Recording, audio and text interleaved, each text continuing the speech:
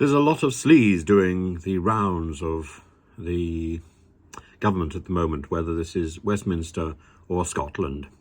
And Rishi Sunak, is the question about his finances going to be decisive and debilitating? I think probably not in the end, not specifically anyway.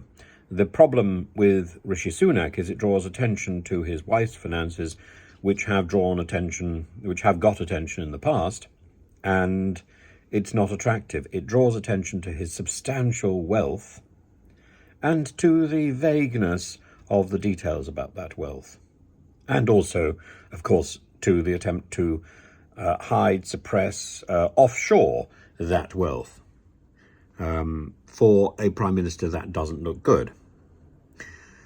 As for the whole business of the Treasurer in Scotland being arrested, both he and Nicola Sturgeon's husband are now at the mercy, I suppose, of the Crown Office and Procurator Fiscal Service, who will decide whether or not there's a case to answer, who will decide whether or not there's enough evidence to proceed with a prosecution. But in both cases, it's not that Morrell is off the hook. It's that he's been allowed to go home. Both he and the Treasurer have been arrested and have been questioned.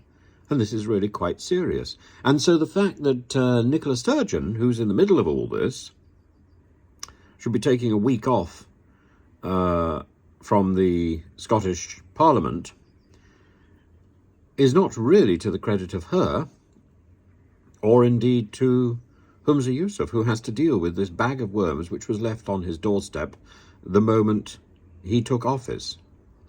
There wasn't a hint of this beforehand.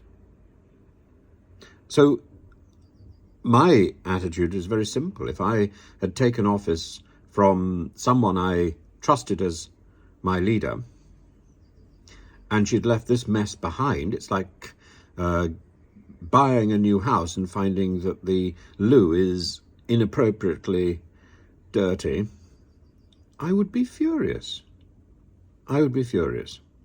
And I think I would demand that she withdrew from the party until this was sorted out, as indeed the others should.